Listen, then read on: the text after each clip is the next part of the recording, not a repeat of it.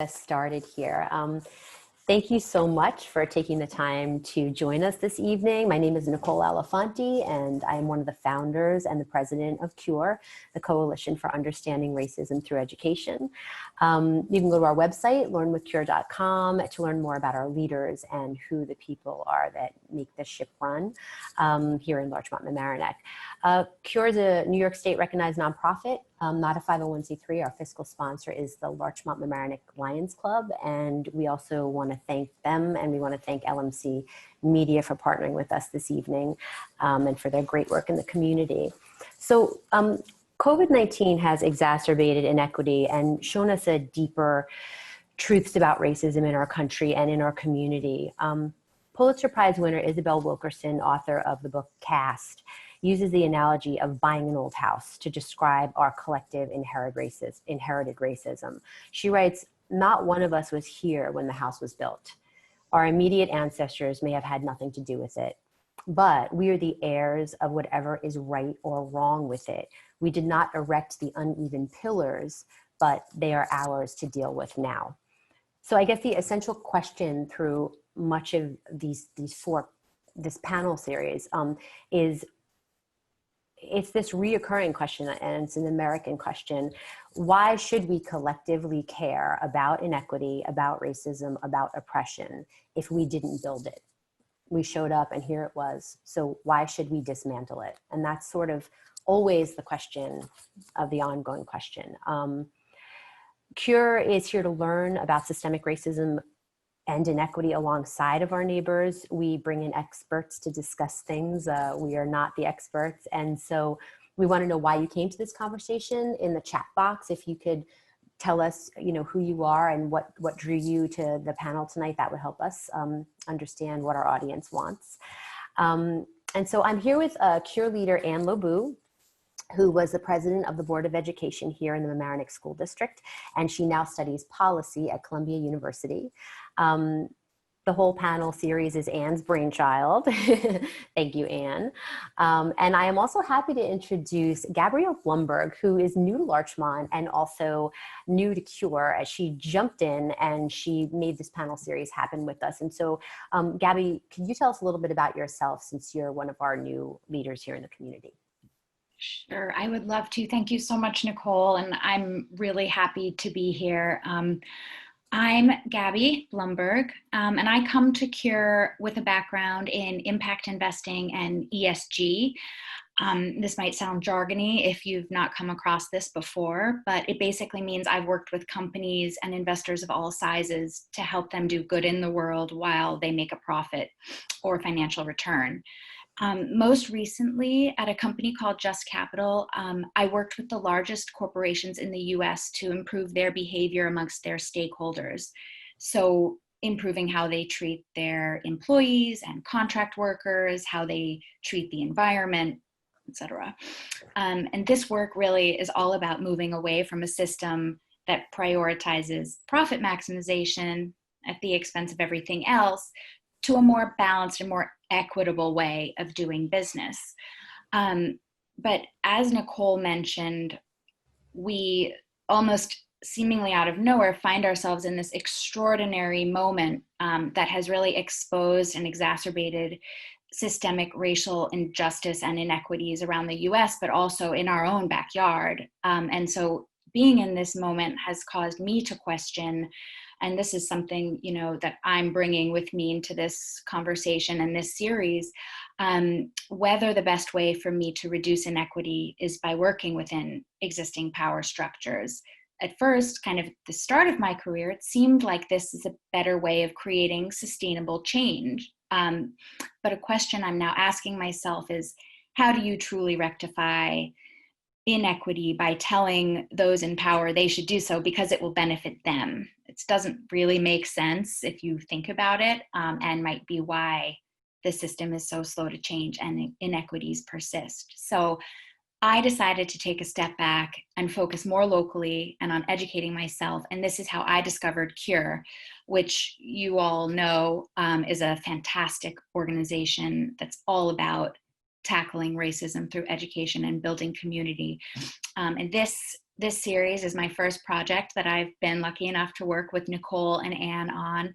I've already learned so much, and I'm just so thrilled to have everyone else here with us tonight to continue this education. And I'm super excited to hear from our panelists, as well as from all of you that are here. Though we can't see you, we can hear what you have to say in the chat. So I'm really looking forward to that. Thanks a lot. Thanks, Gabi. Yeah, please put any questions in the chat, and at the end of the panel presentations, we'll try to answer as many as we can. So let's get to the panelists. We are so honored this evening to have Jirandy Martinez from the Community Resource Center, Meg Kaufer, who is with the STEM Alliance and the Co-op Camp, and Louisa Nahr, who is a Mamaroneck High School senior, right, Louisa? Awesome. So I'll have you ladies tell us about your role in the community. Jirandy, if you want to start, that would be great, and we'll dig in. Sure. Thank you so much to Nicole and Cure and our lovely panelists, co-panelists for being in this conversation. To everybody tonight, I'm Jirandy Martinez with the Community Resource Center, which is a nonprofit community-based organization in Mamaroneck and Larchmont for 22 years now. Our mission is to empower the new immigrant community. And I've been with the organization for 12 years now. I started as an ESL volunteer. I grew up in this community. My parents are new immigrants, or not new, so not new anymore, but we are an immigrant family, and I'm really coming at this conversation from that perspective, from my roots, and the roots that Community Resource Center is so proud to be a part of in this community. So I'm so happy to kind of pause and have a very real conversation about what the inequities are in our community and how we can make that right and make it better. So welcome everybody, and I'm excited to be here.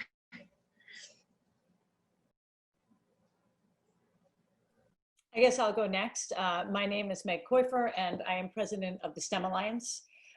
STEM is science, technology, engineering, and math. And we work to create a network of STEM learning opportunities, including a strong emphasis on equal access to STEM enrichment. STEM skills are associated with much greater opportunities in the future for kids who pursue them. We also know that kids are naturally intrigued by them, but there aren't as many ways to continue to pursue those interests over time if you look at that compared to something like a sport or a performing art or an instrument. So we're looking to create that network and also to create equal access to those opportunities because it really is a lever of potential for improving your conditions, because STEM jobs are tend to pay more and have much fewer periods of joblessness because there's such high demand. I'm happy to be here tonight. Thank you. Lucy, you want to tell us about what you're up to? Yeah, hi, I'm Louisa Inar. I'm a senior at Mamaroneck High School, and I've been involved in a lot of STEM Alliance activities. I do a lot of volunteering for them, and I worked at the co-op camp this past summer, where it was virtual, which was a really awesome experience. And yeah, I'm really excited to be here. Thank you so much. So Meg, did you want to jump in with the presentation that you and Jirandy prepared? Yeah, I'm going to get us started here.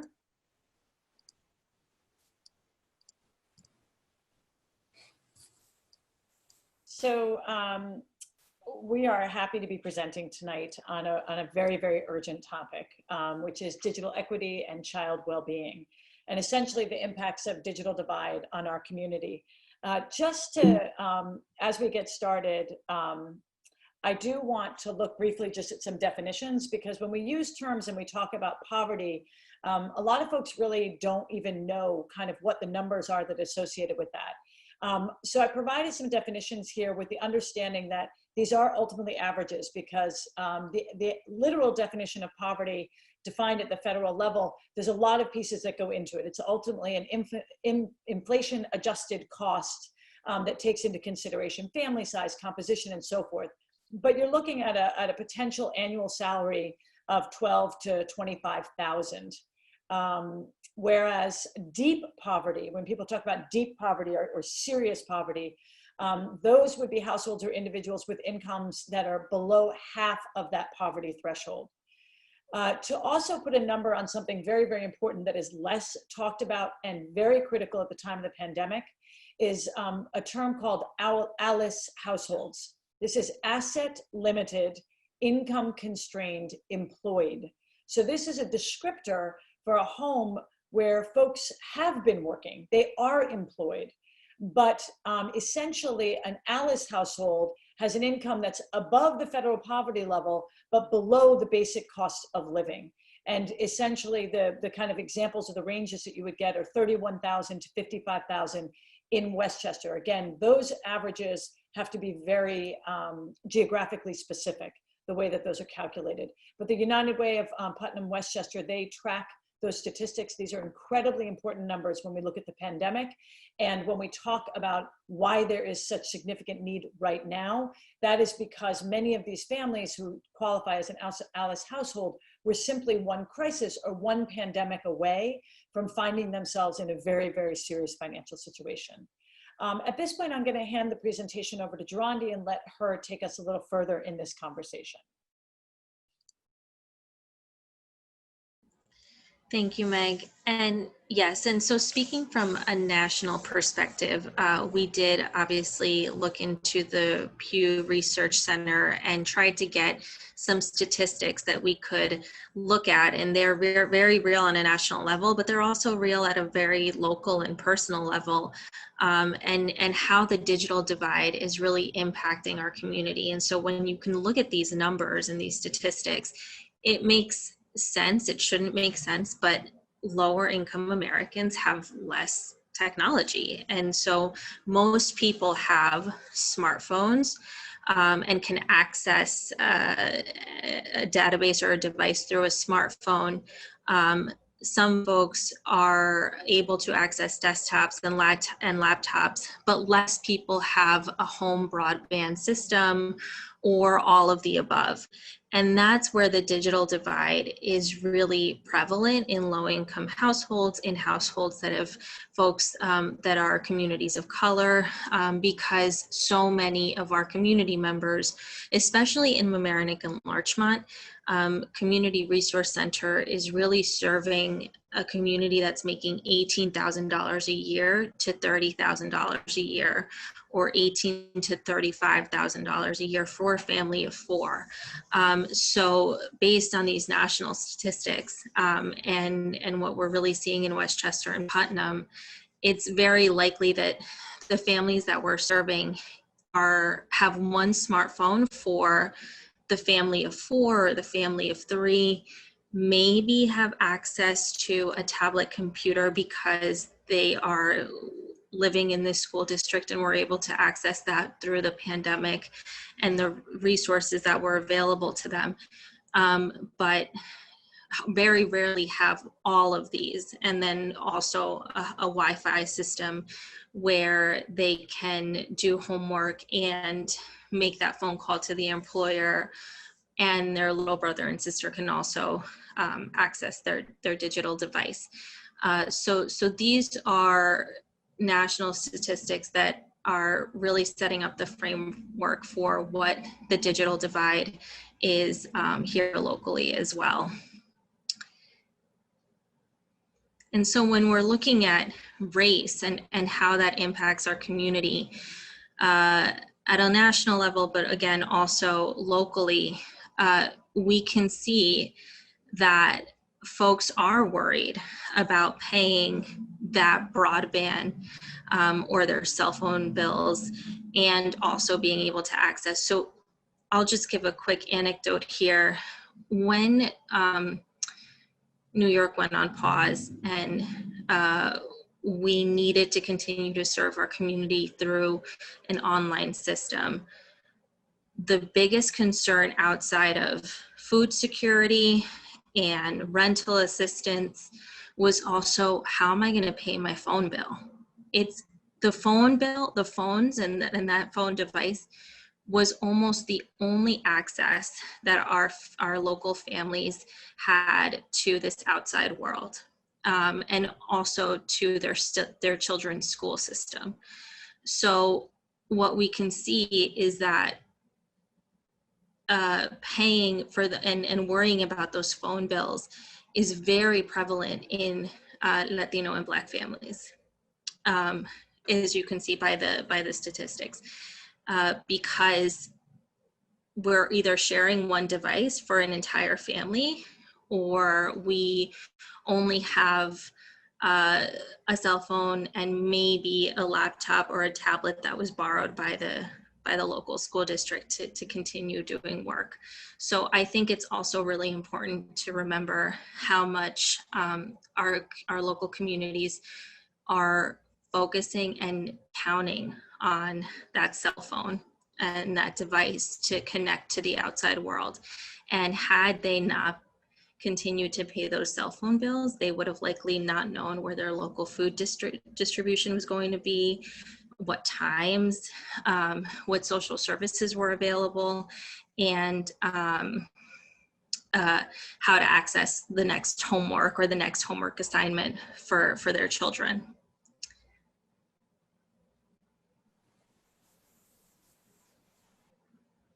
So again, I think because of this pandemic and being that so many of our families now had to access not only their school system, but also social services, emergency assistance through an online device.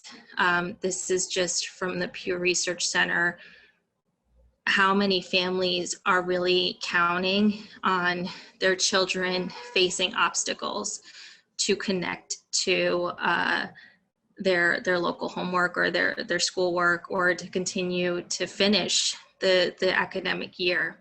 And even though I can't believe we're already starting a new year in this kind of new world, it's still, this is still a real fear that my child will not be able to complete their homework or their schoolwork properly because I either don't have good internet access, I don't have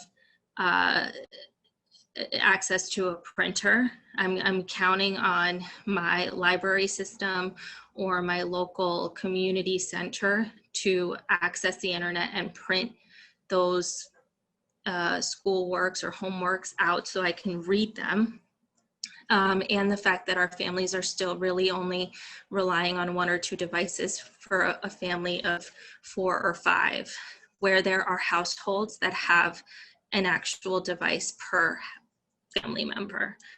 And so I think that the data really speaks for itself and is really building up the framework that Meg will continue in this digital divide conversation. Thank you, Jirandy. I'm going to speak to this one here. One thing that's really important to understand is that we speak frequently of the achievement gap. So the difference of the performance of people from different socioeconomic backgrounds on a similar or the same instrument. That's how they measure the achievement gap. And there's actually a significant amount of research showing that the achievement gap widens in the summer when children don't have access to the same resources. That the children learn at the same rate during the school year, but when they don't have access to the same resources, there is a gap. McKinsey took a look at that gap, and they actually have assigned and said that the impact of the achievement gap on the US GDP is between 3 to 5% of GDP. So that we as a larger nation are losing out when we let that gap persist. But what happened with COVID, McKinsey took the statistics around summer learning loss and what we know to be the widening of the gap over summer, and they expanded it, they extrapolated those numbers, and essentially they're anticipating significant COVID-19 learning loss, as Jirandy was explaining. And then again, you can see that it's further amplified also by race. So all children will experience some level of slide as a result of the dramatic and very sudden move to online learning and even the continuation of those circumstances. But there is effectively a difference of impact based on your socioeconomic status and your race that is, numerically quantifiable. Jirandy, do you want to continue with the local story, or should I take it from here? I think we can bounce back and forth. Go ahead, Megan. Okay. I'll add too. So effectively here, what we wanted to do is take those national statistics and look a little bit more intimately at some of the numbers that describe our neighborhood here. So when we look at Westchester, we have 12.8% of our residents in Westchester County who live in poverty. And you can also see some quick statistics around race. And we have 34.6% non-English speakers.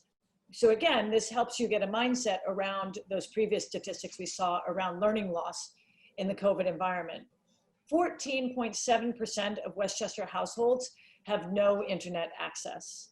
To get even more local, when we look at the town of Mamaroneck, the town of Mamaroneck residents at or below the ALICE threshold are 25%. So again, you're just looking at why we have seen such an increase in need since the pandemic. I think it's also really interesting to look at that number by zip code and to understand that 17% is also from 17% of 10538 of the Larchmont zip code is living at ALICE or below, and 35% in Mamaroneck, leading to that average of 25. But I do think that sometimes locally we have a misunderstanding about the geography of need. Then the other thing that we also want to point out, and I think Jirandy can speak to this more specifically, is that we speak a lot about the impact of the digital divide on education, but there are a lot of other areas, and I want Jirandy to touch on some of those.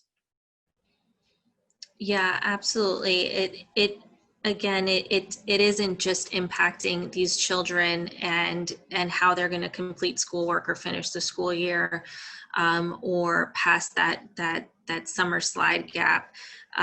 It's really impacting also their parents. And mind you, these are community members who are working 2 to 3 jobs just to live in this community. They experienced a loss of wages because they were either laid off or New York went on pause. They're living under extreme amount of fear because they are either living in mixed status, immigration status homes, or are undocumented or living without documents, and may be fearing the pickup of ICE. So even going to a food distribution or getting tested for COVID is a real risk for community members that are afraid to get any support, or may be afraid that they're going to then become a public charge, and then that's going to affect their future immigration status. But those are, and then on top of that, the poverty and rental income cost of living in this community is significant for families that are making $18,000 to $30,000 a year for a family of 4. So those are the kind of socioeconomic ills that our families are facing, and then also to be coming in with limited education, limited banking and financial planning, one device, one cell phone per family, and that cell phone is, or that digital device is your lifeline to your employer, to your open door healthcare, to your children's social worker, and to a local community based organization that's going to provide services or support for you. It's very obvious that we have to support our families to get more comfortable with digital devices, but also of being able to afford that and more for their families in order to access all of these critical life pillars. So that's kind of the real realities that we're seeing for some of the families that are living in our neighborhoods. And I would add to that anecdotally as well that very often we talk about, well, we really want to get, let's get folks to do the census. Well, how do most people do the census? Online. Or we can all applaud Obamacare and we can hope for the continuation of it, but how do most people register to receive those healthcare benefits? Online.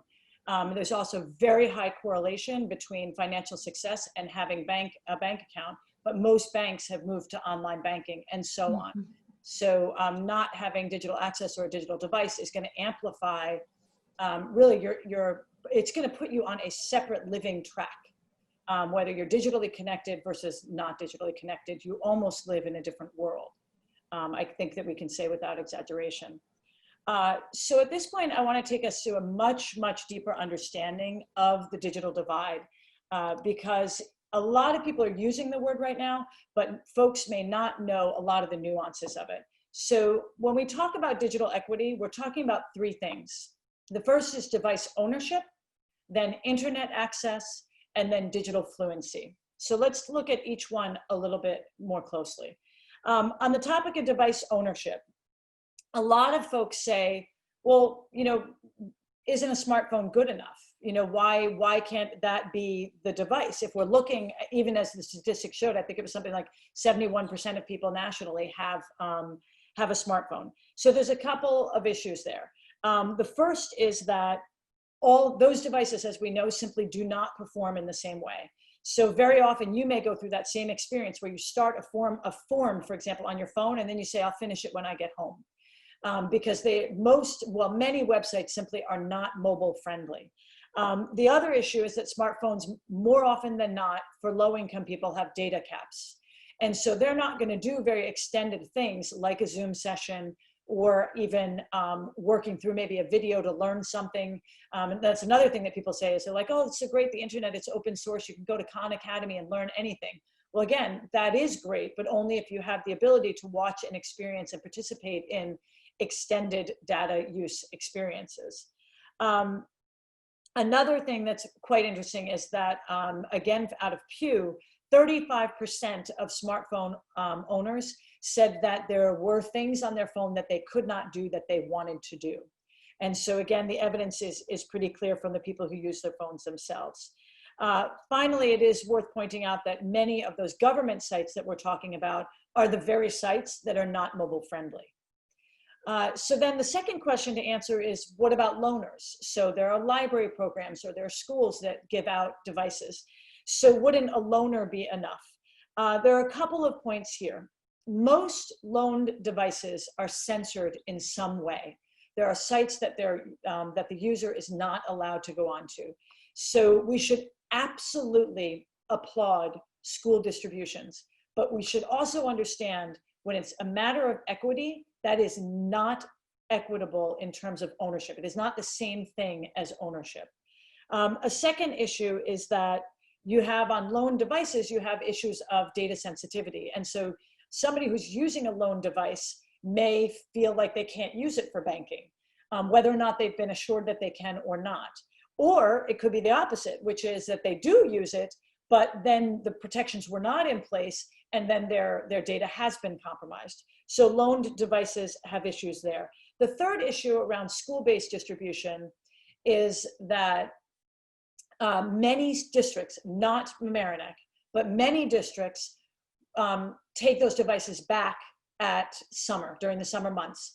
And as we stated earlier, there's an enormous amount of research that shows summer months are critical for the moment when that achievement gap widens the most. Again, not having access to the same resources. So if we're taking those and recalling those devices back during the summer, then all of that beautiful online learning and enrichment resources that are available are not available during one of the most critical times of a child's development, which is the summer months.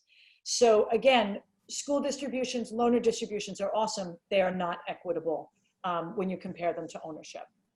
The second if I could just add really quick, Meg, that on isn't a smartphone good enough? We have seen, and maybe Louisa can add from the child's perspective, but that folks are they are using their smartphones to tune into ESL classes, high school equivalency, citizenship, finishing what they started pre-pandemic. But it isn't the same as having a laptop and seeing your teacher and being able to type and seeing the shared screen.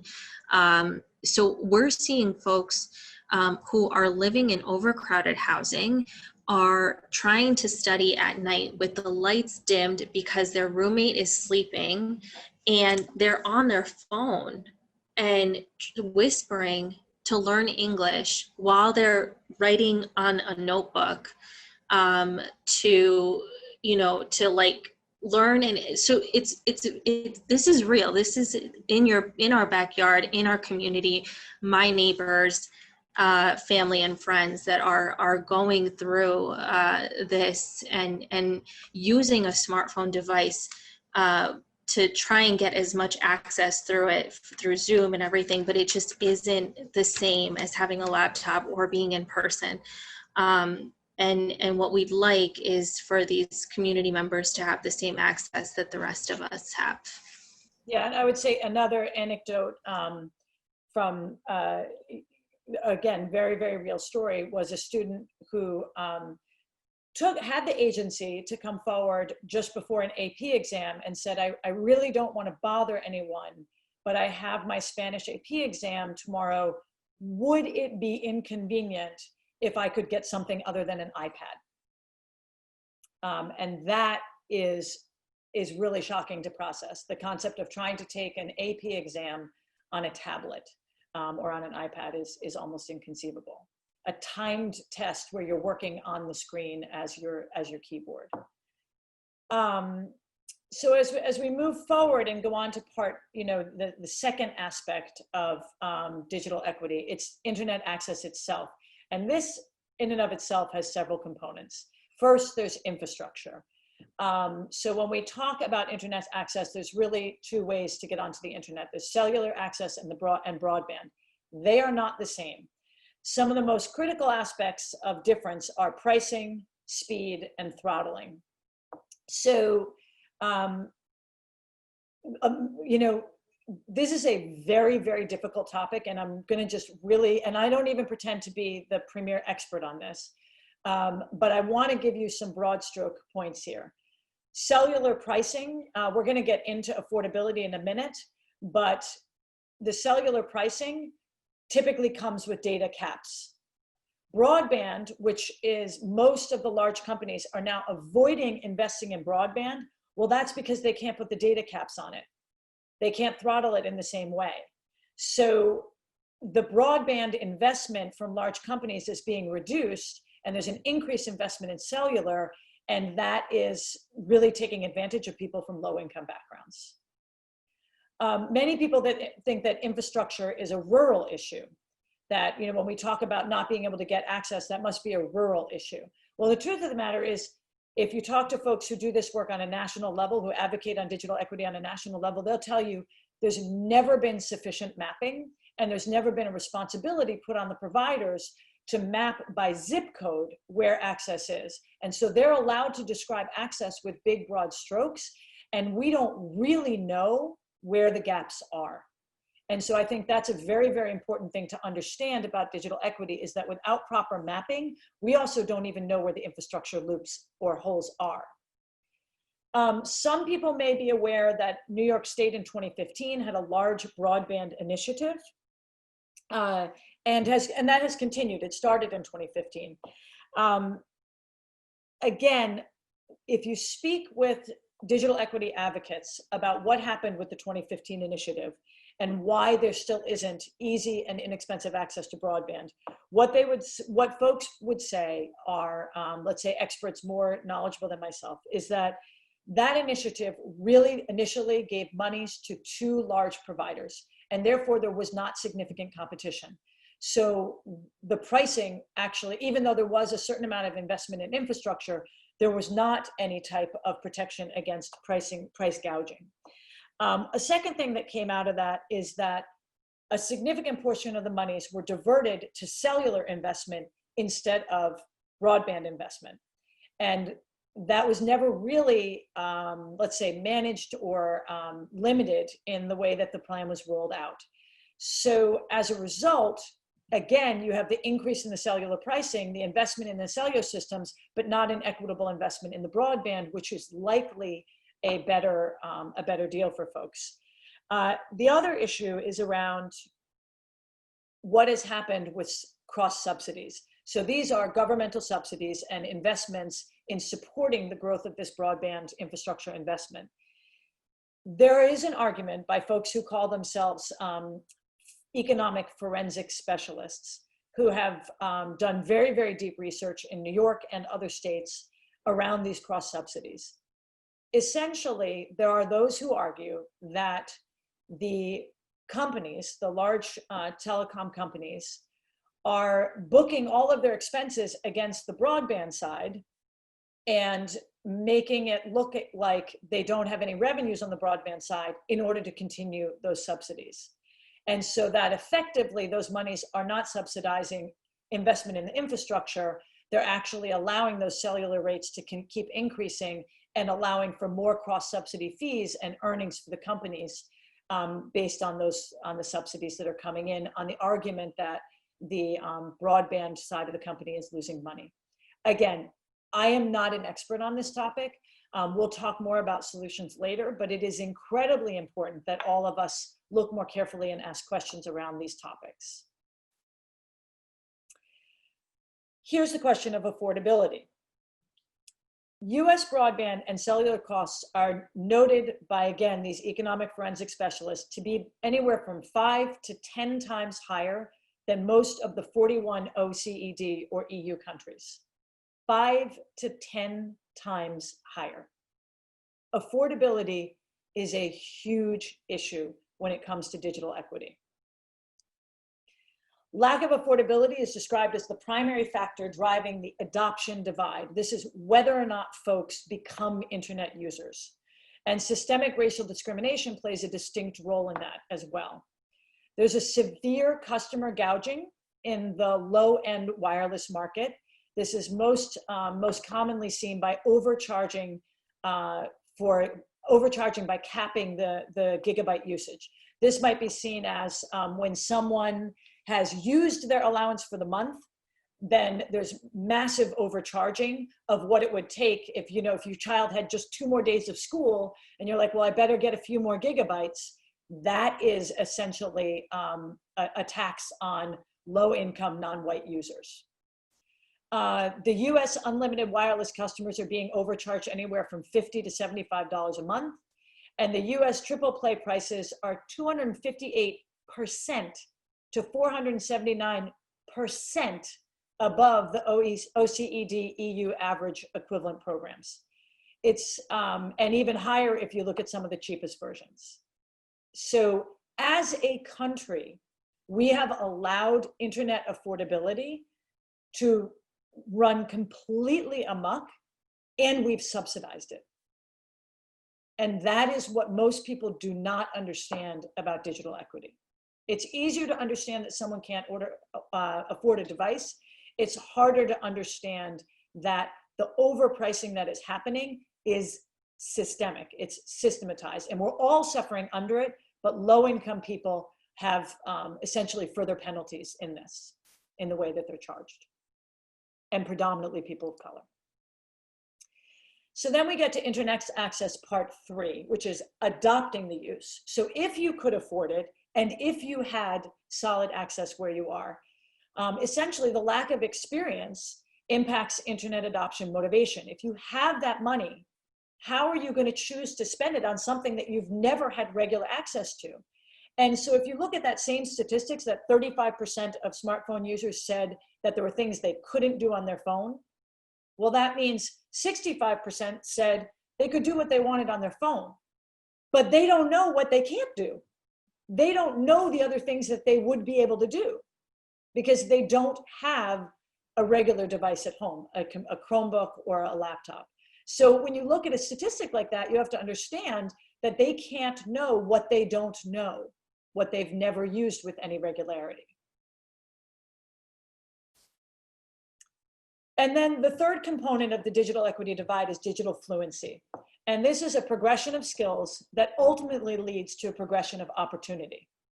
So if you start on the left with the digital divide, and these, you can ignore the subtitles, those were supposed to be taken out, that's my error. The digital divide means that you have no access, limited or no tech learning. If you move to digital equity, where at least they have a device, they have some internet access, maybe some preliminary tech training, there you have expanded practice in both informal and formal settings. They've been given some tech education, and they typically have achieved some level of device ownership. Then you move to digital fluency. This is an efficiency of use, growing digital resilience, the ability to kind of get unstuck. And I think Louisa is going to talk about that later, when a kid gets stuck or an adult gets stuck. And even preliminary workforce readiness. Then you get to workforce reskilled. So now you're actually growing skills where you could actually be in a discipline of work that you'd never conceived of being in before, that you actually are trained for specific job sectors where you need digital skills. And then ultimately we want to get to professional. Digital knowledge is consolidated. You can transfer it across multiple devices or software platforms, and you might even have the potential pursuit of working as a technologist, which, as I indicated earlier, is associated with fewer periods of joblessness and higher earning power. So this is the digital fluency that we're trying to get to.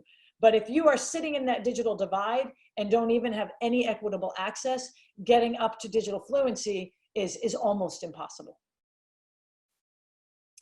I want to talk about a couple other common myths.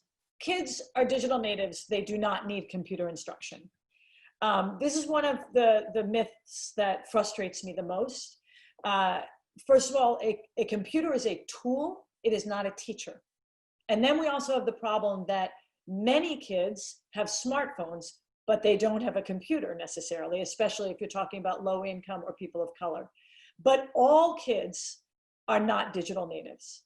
Every child, whether or not they've been tinkering with a phone or tinkering with a computer, needs directed computer instruction to move along that digital fluency scale.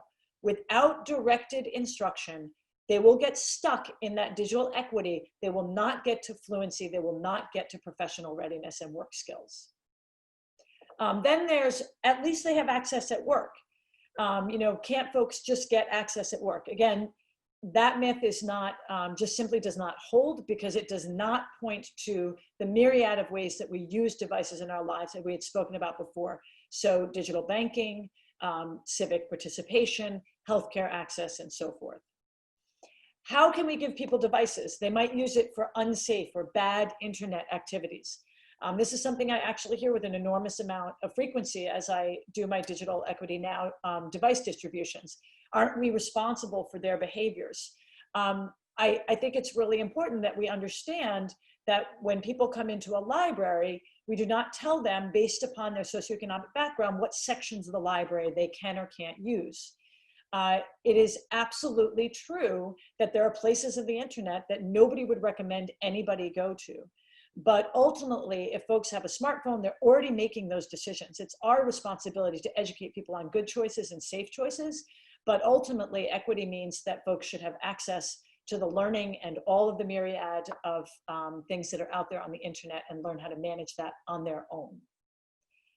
Cellular access and smartphones will solve this problem. I think we talked about that. There's an affordability issue. And similarly, some smartphones simply do not have the same type of access and functionality as a device. And then there's the question of whether or not the schools will take care of this. I am a huge proponent of school-based distributions. They are limited. Again, devices are often recollected at summers. Very often the devices are censored. So again, if we talk about that being a device for a household, that's completely inaccurate because people cannot use it for healthcare access. They can't use a school-based device to apply for jobs and so forth. So ultimately, school distributions are fantastic. And more importantly, there's a very large percentage of our population that are not in school. But school-based distributions are extremely important. They are a very, very good step. They are not a solution to the digital divide. So just some examples of responses that we have taken locally. the STEM Alliance has launched 2 programs. One is called our STEM Navigators Virtual Mentoring Program, and the other is Digital Equity Now. And I'm just going to explain a little bit about that before we get into some more kind of stories and experiences. The Virtual Mentoring Program, which was launched right at the start of the COVID pandemic, we paired young adult and adult volunteers with low-income children for online virtual mentoring on a weekly basis. Typically 2 hours a week, but there were some mentors who met with their kids as often as 5 hours a week. Virtual mentoring had 3 core goals: digital fluency, social emotional mentoring and connection, and homework help and academic practice. This program was piloted with 50 families. We're continuing it again this fall. There were many, many ways that we maintained very, very high level quality markers. We interviewed our mentors, we did background checks, we trained them. For every 10 mentors, there's 1 STEM coach who actually shadows those mentors in their sessions and meets with them and gives them advice and additional training. This is a very, very high quality program. It is very important that when we talk about programs for tech education, that we talk about quality. It needs to be of comparable quality for anybody, that anybody would want to take this program. And virtual mentoring has hit those markers. The next program is Digital Equity Now. It's a very simple approach to the digital equity problem. Low and moderate income clients receive a device, Wi-Fi connectivity package, and 15 minimum hours of tech education. The way that we do this is through community-based distribution. So the goal here is, again, to supplement what's happening in the schools. So the STEM Alliance provides training and hardware and the curriculum, and the partner provides client enrollment, site-based educators, and ongoing support. So the Community Resource Center, for example, is one of our distribution partners. We're doing a distribution that's starting next week, and the clients will, this week, and the clients will be starting their 15 hours. The clients could be parents. They could be workforce reentry residents. They could be young adults, again, who just graduated from the school system and now don't have a device. Or they could also be children. It is not impossible that they would be children, because as we talked about, ownership is different than a loaner.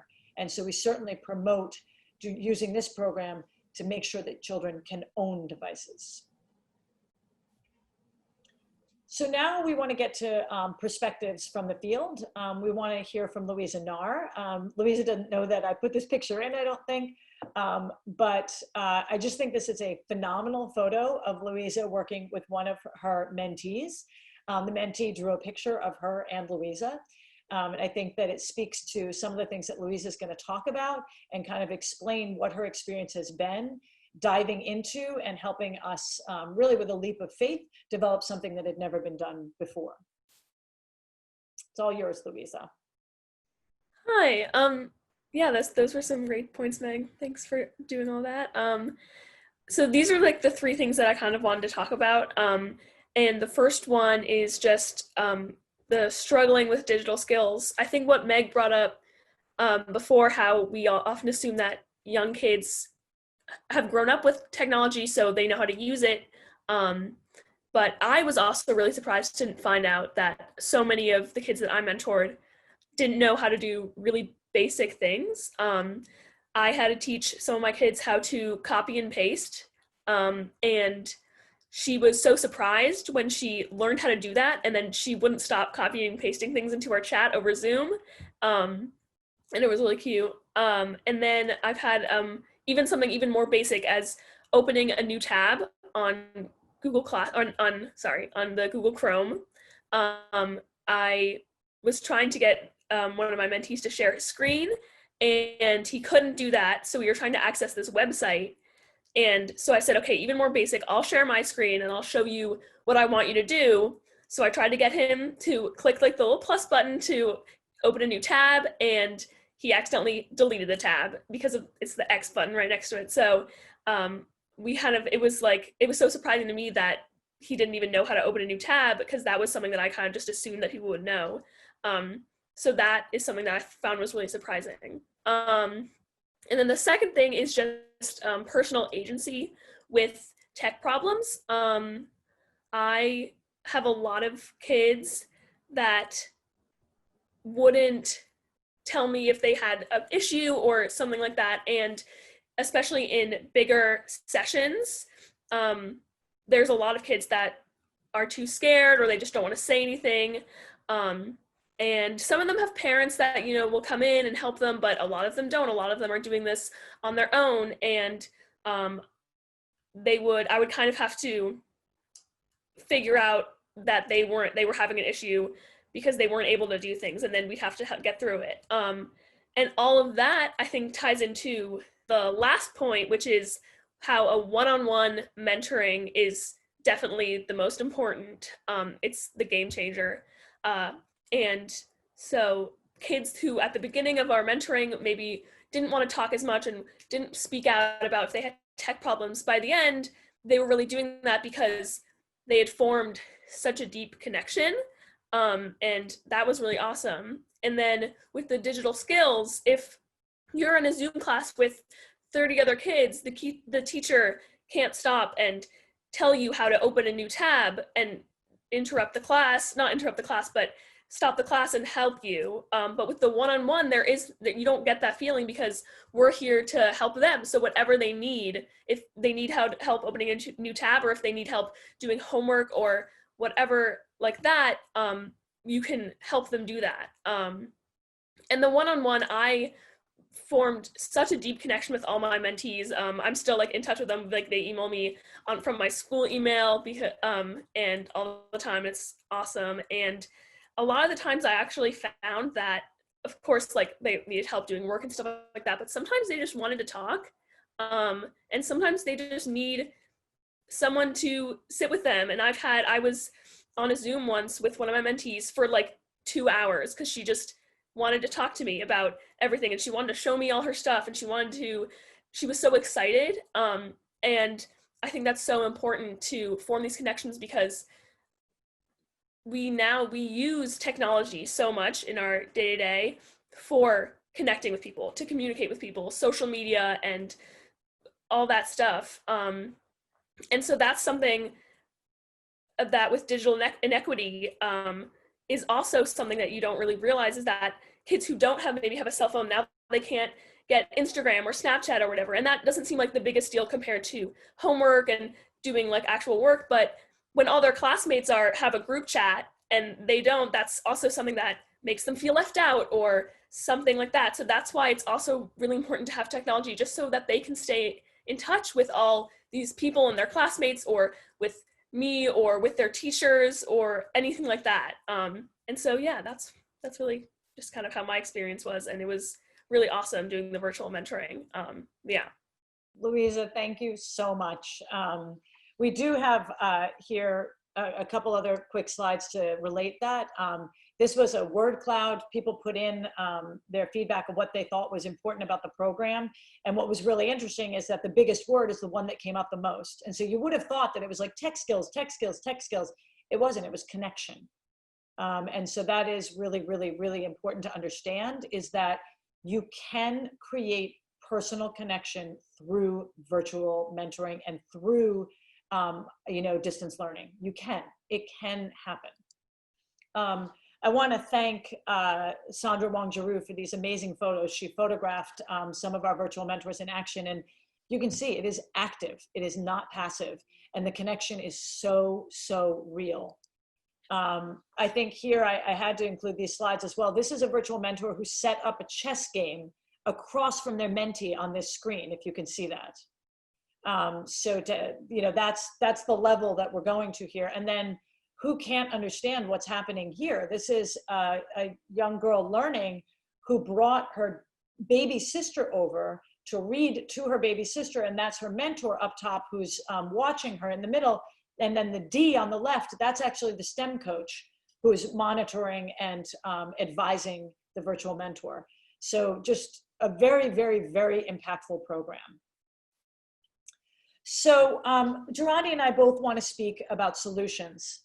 On the question of internet affordability, it is very important that all of us, myself included, I'm still at the beginning of this learning curve, advocate for fair pricing, and that we talked to our elected officials. We need to demand an evaluation of the pricing and beware of subsidy programs. So when people say like, oh, we should definitely advocate for extending that program that helps low-income people have access, that sounds good. But the question is, what are the subsidies that are being provided? And does it only support cellular and not also broadband? You know, that we need to be aware about how those monies are being used and make sure that we're supporting the growth of both sides of our infrastructure. And then we should be seeking and demanding and requesting municipal access. Certainly, all truth, obviously, it's my program, but I do think it is incredibly, incredibly important that we support programs like Digital Equity Now and the virtual mentoring, and that we support tech education in our schools. I think we should point out the Merrimack School District actually did a very, very good job of getting devices and hotspots.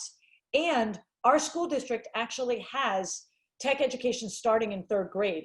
That is not common in most school districts. But even with those conditions, you saw the struggle here. So we need to continue to advocate for more and more tech education in schools. It needs to be integrated into the classroom in a very productive and progressive way so that all of our children who are not digital natives, get rid of that word, get the training and education that they need. Jirandy, do you want to speak on the next 2 points? Yeah, I'd just like to add that, yes, I think our community understands that living here means access to dual language programs. It means access to food security. It means access to some Chromebook or some support. And families were so excited about the Digital Mentor program because they needed that support. But that's also, it's a double-edged sword because people are willing to put up with anything to live in this community, including harassment from their landlords, discrimination, wage theft, anything, just so that their kids can go to this school so that they're more prone to graduating and moving their families forward. So I think that it's also really important that we understand where our communities are coming from, what their reality is, and that we're supporting local nonprofits that are trying to build partnerships together to respond to this divide or be innovative around the support. So I think that it means that we need more devices. We need more digital training, more cultural competency too. It's really important that these programs meet our community where they are. And that means understanding that, yes, our community is not going to be probably educated. They probably have a low literacy level and need these programs in Spanish and English, or maybe a different language, that when we're entering a family's home, through a Zoom, that's a very personal and completely different perspective, and that we need to understand where our community is coming from, when we see a lot of different people living in one home, or mom is doing one thing while she's watching her child. There's just, it's a lot to understand. But once families also feel more comfortable in this new era, like, okay, so Zoom literally means you're going to come, you're in my home and I have to teach my child. Once there's this kind of understanding that I won't be judged for the way that I'm living, I think families will also be more accepting and prone to saying, okay, let me get on this support system with you. Let me learn with you so that my child can have better access. And that's what equity is about. For me and for Community Resource Center. Thank you so much, Jirandy. I think that's actually a really, really good point. And we balanced that in a lot of our programs too, in our summer program in particular, understanding privacy issues of going, quote unquote, going into someone's home. And we train all of our virtual mentors on that very, very topic, as I know Louisa's been trained on again and again. just looking at kind of the interpersonal actions that folks can take, you know, explain equity, take what you learned here today and explain that to other people. When you hear things like, well, isn't smartphone good enough? Explain that we need devices, tech education, internet access, and one-to-one device access. And also explain the local conditions. Talk to people about what ALICE means. When people are like, I don't understand why these people are kind of crawling out of the woodwork now, like just all of a sudden they need something. You know, to be able to explain those terms and use that vocabulary. Promote internet adoption among people that you know who may not currently have internet access. If you know people in our community who fall into those categories, then explain the benefits of full internet adoption to those who need that explanation. And also, as Jirandy already pointed to, we need an expansion of bilingual social workers to do that very work as well. And also folks who have a true understanding of the cultural environment. I think one other last anecdote I would leave with that I think Jirandy would second and speak to is that the stress has been enormous. It is almost indescribable. And when folks received that device or received a competent high-speed Wi-Fi hotspot, or had help from someone like Louisa, we heard time and time again from those families that it was such a relief. We had one family who wrote us a note and said, I'm working with my child 4 or 5 hours a day on homework, but on Tuesdays and Thursdays when that virtual mentor enters, I finally get a break. And it is not, people were not, you know, disconnected from remote learning because they didn't care. It was the opposite.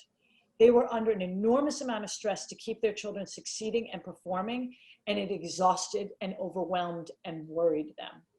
And so ultimately, digital divide is also about emotional strain because they know that they're living on a different track and they're striving to get their entire family onto the same rails of technology that all of us live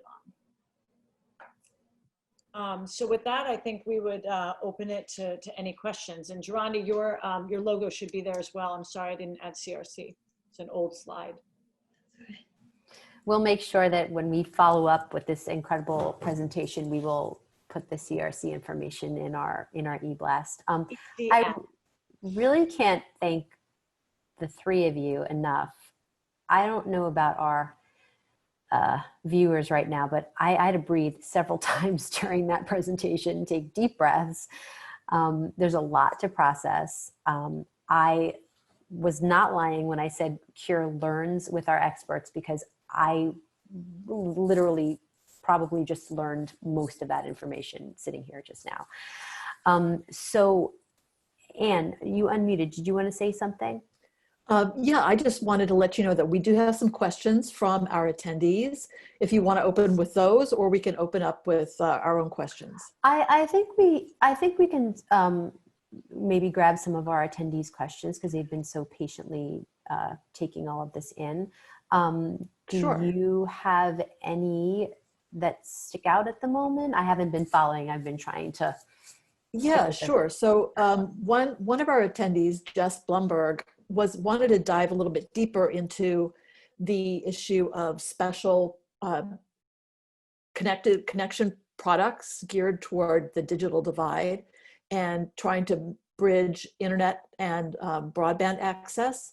And just, so I wondered if you could give us more, Meg, I think you suggested that these programs are actually not equitable, but if you could tell us a little bit more about that.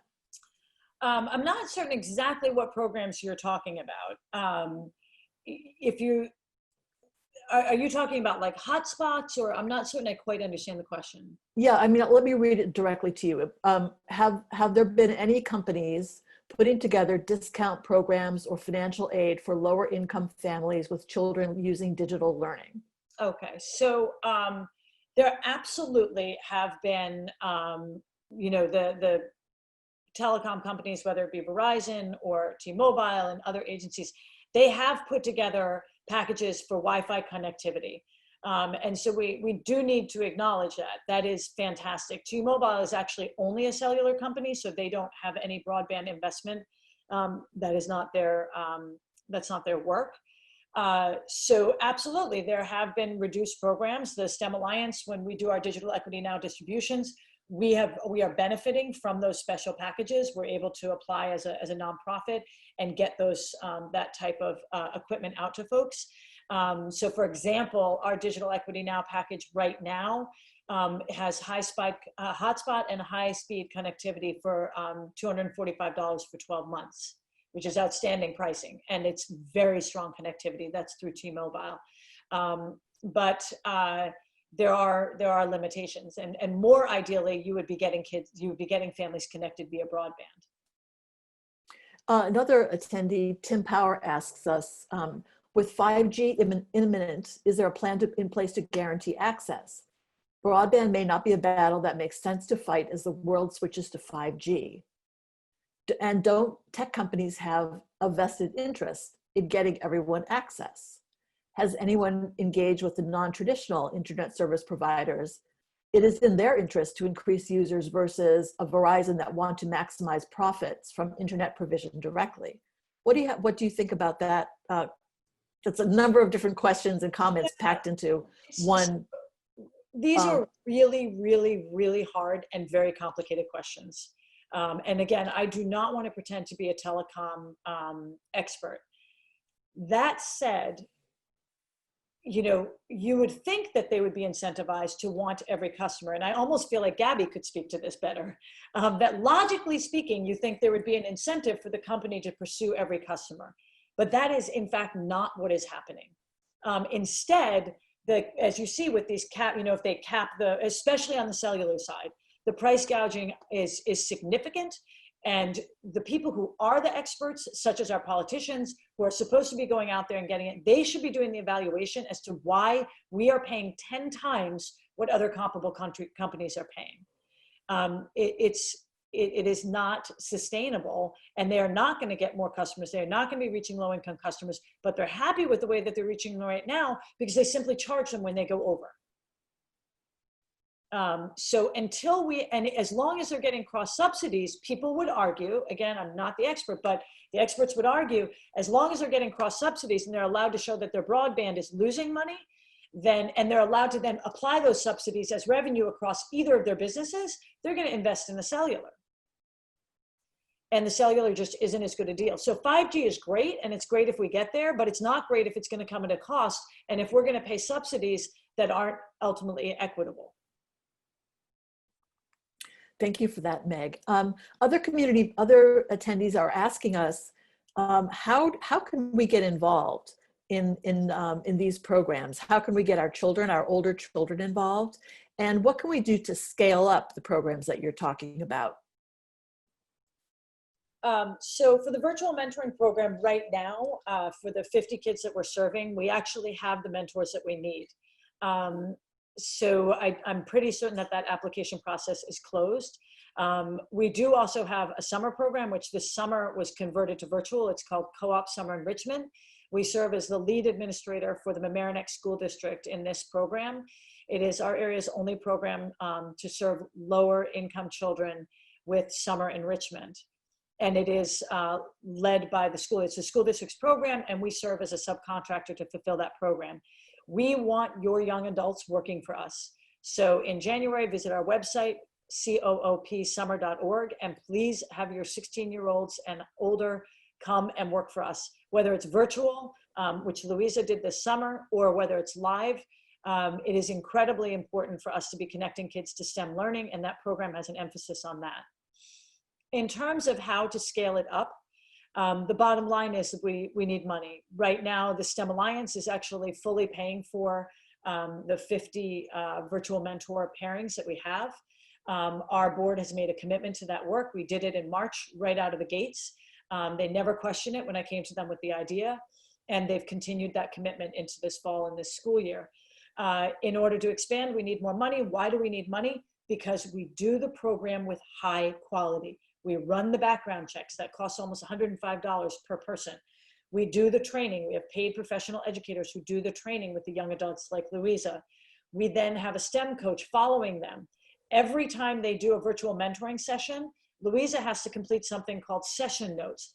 The STEM coaches read those session notes. They're looking at attendance. They're looking at issues that are coming up. This is a very, very high quality program. We have offered our virtual mentoring program as a pay to play program.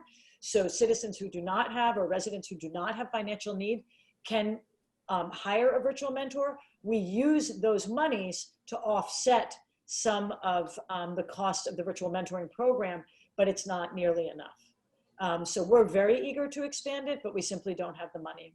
For the Digital Equity Now distribution, and again, people can make donations. If you donate to our digital equity initiatives, you're going to be donating to the virtual mentoring program and also to our Digital Equity Now distributions. On average, it costs about $1,200 for the client to receive the Wi-Fi package, the device, and the 15 hours of tech education. That's work that we do in partnership with a community-based organization such as a community resource center. People can make direct donations to that, and we are also seeking larger corporate donations. This year, we've already distributed 159 devices. We're looking to expand and get another 100 devices delivered by the end of the year. We have a goal of about $80,000 to achieve that, of which we've already received about $20,000. Thank you for that.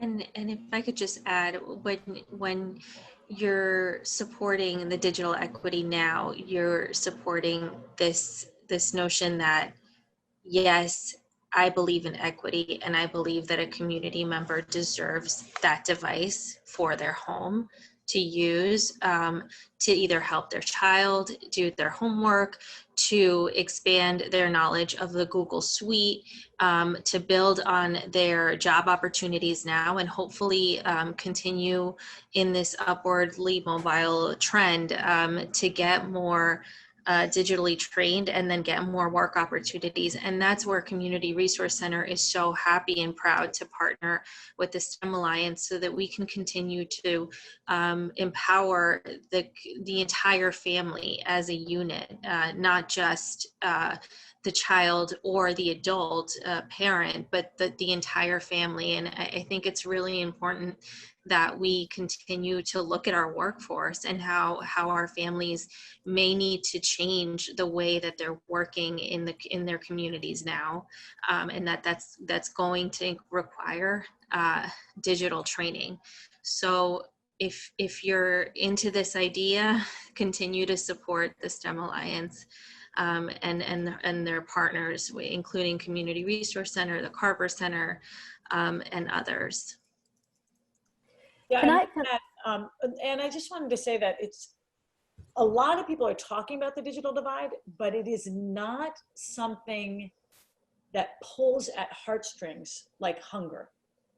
And I never like to pit two needs against each other, but it is really important to understand the difference between charity and equity. And ultimately, handing out food is charity, and that is incredibly important. People need sustenance. But when you give to the digital divide, solving the digital divide and digital equity, you are building towards equity and you're creating opportunity. And so, but for whatever reason, it does not grab donation money in the same way. It does not pull at people's heartstrings, even though, as you could see from the slides and the pictures and Louisa's words, it is a lived necessity. Right, Meg, I'm glad you said that, because I was going to ask Jirandy that question. If again, you don't want to pit them against each other, but what is the level of importance between digital equity and feeding people, and charity and equity are these things that I think we grapple with when we talk about racism and when we talk about institutional racism and dismantling it. And so, again, feeding people is unbelievable, and people have to eat to live. But there's that, that old thing. Do you give people the fish, or do you teach them how to fish? And I think this is a space where we would be teaching people how to fish. Now, given this whole presentation, and, I have to ask this question just because it's been on my mind. There seems to be, and again, I might have missed it when you gave it, so shut me down if I'm off here. How is this not, and again, our school district was incredible, but I'm asking, nationwide, statewide, just public school wide, how are all of these incredible things that STEM and CRC and, you know, are raising money for and putting in place, not something that we're doing publicly, that we're not drawing on, that this isn't like the most urgent issue possible, educating our children. I keep wrestling with myself, you know, we have so many issues, like we can go down the list, but, you know, there were inequities in public education before, a pandemic hit, now they're glaring. We can't even avoid them if we want to. And why isn't this like the rush to just get virtual mentors, access, internet, I mean, just across the board? You know, to me, it's, and you used this phrase the other day, human capital, right? Why are we not capitalizing on all of the brilliance, all of the creativity in our children who are going to build our future? And why is this something that an incredible thing like STEM Alliance has to try to pull together, instead of this being just a demand of our public education system? And that, I mean, I don't think anybody can answer that question, but I have to just say that out loud. I don't understand why that's not like budget number one, you know? So anyway, but again, our district did a wonderful job. And I do think that investing in STEM Alliance, in digital equity, when, again, we're hyper focusing on Larchmont and Mamaroneck, but investing somehow with your time, your money, is really pushing out of charity and creating empowerment, and to an extent, freedom for so many people who don't feel free on a daily basis. And Nicole, and we have, yeah. Yeah, I would add to that. You asked at the beginning, why is this issue important? And I really think that why should we solve this issue? And I think we've touched on it, but I would be really interested if Jirandy and Meg and Louisa could again kind of give us their number one, their strongest reasons that they think that this is such an important issue to solve.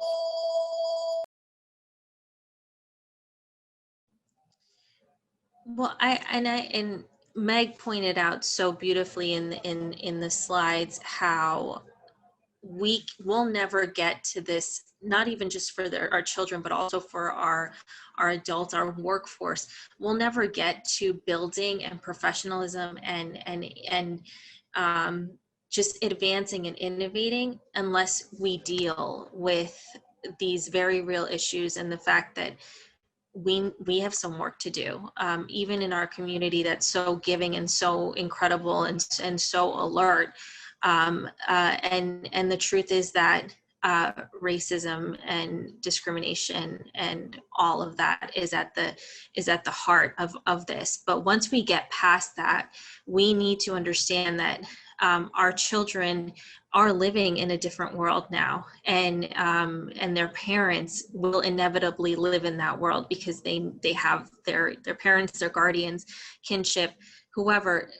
If my niece, and she's right at that Alice threshold, she's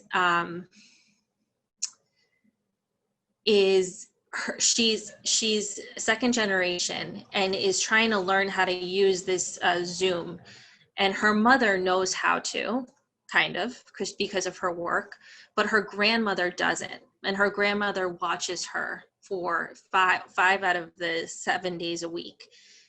Grandma needs to learn too how to use this device in order for her child, her grandchild, to succeed in her life. And that's not even a very low income family. So this is real on so many different levels. And I really, again, the cell phone, having a device is critical. It's the lifeline to the food, to the services, to a social worker, to homework and schoolwork. But we don't want a family to count on one device. That's not equity. We want a child to have mom's device, maybe their device, maybe their laptop, maybe a tablet, whatever it is that they need to live in the world that we live in today. And that's where CRC is coming from on this. Louisa, I'd love to hear your thoughts. Why this imperative around solving the digital divide? Yeah, I think that's like a really good question. It's something that I've thought about a lot too. But what I was thinking is that um, I've seen it firsthand from being a virtual mentor, and um, obviously it's important to give to people and like give to like people who are hungry and charity, like Meg was saying, but also this is happening right now in our own community, like within our family and within friends and all these things. And I think that sometimes you just need to look at that head on right now and notice what's happening and notice that there's something that we can do about it. And so that's why I think it's a really important issue, and notice that it's I've seen the impact that it has on people, and it's really, really powerful. So that's kind of what I was thinking. So Meg, can you say in more, just, thank you, Louisa. Can you say in more like specific terms, if you were to get the ear of Shelley Mayer, right, who I believe is our education person, what specifically are we asking her for? If you had like an ideal world checklist right now. Yeah. So number one, I would ask why our telecom pricing is so out of control in this country, in the same way that we talk about it with healthcare. Why is this happening? You know, internet is a utility, telephones are a utility that we are cross-subsidizing, and yet we are paying exorbitant fees. Why? And where is the inquiry on it? Because again, I'm not going to pretend to be an expert. I've spoken to some resources. I believe a significant amount of what I have read, but maybe not everything I've read is correct. I am depending upon my elected officials who have access to the information and who can demand those statistics from the telecom company to respond to the allegations that are out there that that the subsidies are being misapplied, and that there is a lack of investment in broadband, and that the cellular pricing and the broadband pricing are out of control. It is that simple. And that affects all of us. So that would benefit all of us. But also I would then point out that, you know, the second question would be, is it true, if you look at the pricing, that people from low income background and people of color are disproportionately affected by certain pricing programs? I think those would be two of my core questions.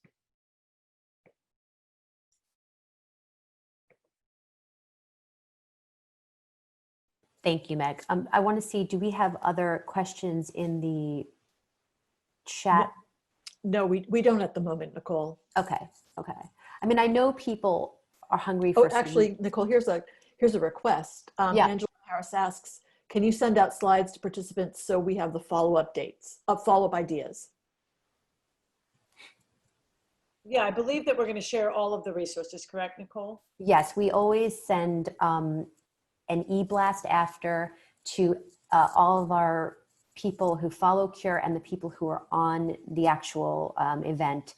We'll send slides, we'll send what we discussed, and hopefully we can dig up some other potential solutions that people can work toward. We try to send as much as we can so that after you see something like this, you don't feel completely helpless. But I do think the virtual mentor program is incredible, and I wish that that could be a model throughout Westchester. But we'll see what I see in other classes. Are there classes to help for adults? This is based on the point. Oh, so in other words, you mean like, I would say parents of children, perhaps? Like, are there classes that help Nona and mom and whoever's at home? Yeah, let me tell you, I love the Nona stories. That is a very, very, very real example. And I think, you know, if somebody asked me why work towards ending digital divide, you know, I really would have two answers, which is one, that it's about opportunity. Ultimately, digital skills is a lever for opportunity. And if you look at the McKinsey slide, if that McKinsey slides and the McKinsey research, if it isn't enough for you emotionally to want better opportunity for everyone, know that our country is at a loss when people do not have equal opportunity. We all lose. It's kind of that expression, you all rise with the tide. Well, we're also all falling. So when we do not have equity and we don't have equitable learning, we all lose as a country. There are amazing, amazing opportunities out there. and people who could leverage opportunity. And we are failing in that, in getting these resources to them. I think when the other reason I would give, though, goes back to what Jirandy was describing, and it's this emotional piece, which is